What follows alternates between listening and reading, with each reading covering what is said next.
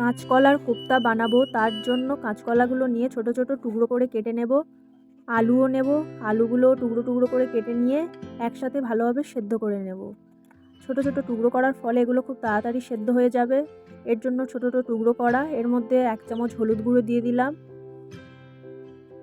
আলু ও কলা সেদ্ধ হয়ে যাওয়ার পরে এগুলো ভালোভাবে খোসা ছাড়িয়ে নেব। ভালোভাবে খোসা ছাড়ানোর পর এর মধ্যে দিয়ে দিলাম পরিমাণ মতো লবণ, হলুদ গুঁড়ো, লঙ্কার গুঁড়ো আর ভাজা জিরে মশলার গুঁড়ো। এরপর এর মধ্যে দিলাম অল্প করে চালের গুঁড়ো। এগুলো সব একসাথে ভালোভাবে মাখিয়ে নেব। ভালোভাবে মাখানোর পর এগুলো এরমভাবে একে একে সব বানিয়ে ফেলবো।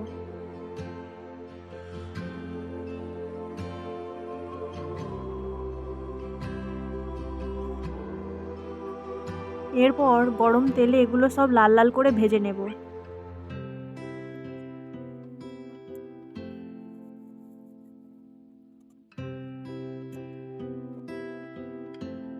এগুলো সব লাল লাল করে ভাজা হয়ে গেছে। এরপর আলুগুলো এরকমই ভেজে নেব।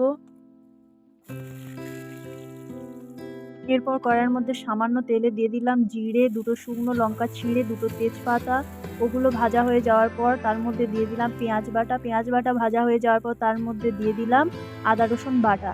এগুলো সব ভালোভাবে ভাজা করার পরে এর মধ্যে দিয়ে দিলাম পরিমাণ মতো সামান্য জল, তারপর লবণ, হলুদ আর লঙ্কার গুঁড়ো একসাথে দিয়ে দিলাম। এগুলো দিয়ে ভালোভাবে কষানোর পর দিয়ে দিলাম ভাজা আলুগুলো আর ভাজা কলার বড়াগুলো। এরপর এগুলো ভালোভাবে কষানোর পর এর মধ্যে দিয়ে দেব পরিমাণ মতো জল।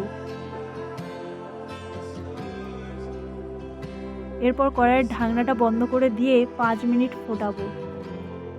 5 মিনিট ফুটে যাওয়ার পরে খুলে দেখলাম এর মধ্যে দিয়ে দিলাম গরম মশলার গুঁড়ো। একটু নাড়াচাড়া করে নামিয়ে নেব। এই হলো কাঁচকলার কোপ্তা রেসিপি। এই রেসিপিটা তোমাদের কেমন লাগলো অবশ্যই করে কমেন্ট করে জানাও। আর ভালো লেগে থাকলে লাইক এবং সাবস্ক্রাইব করতে প্লিজ ভুলো না।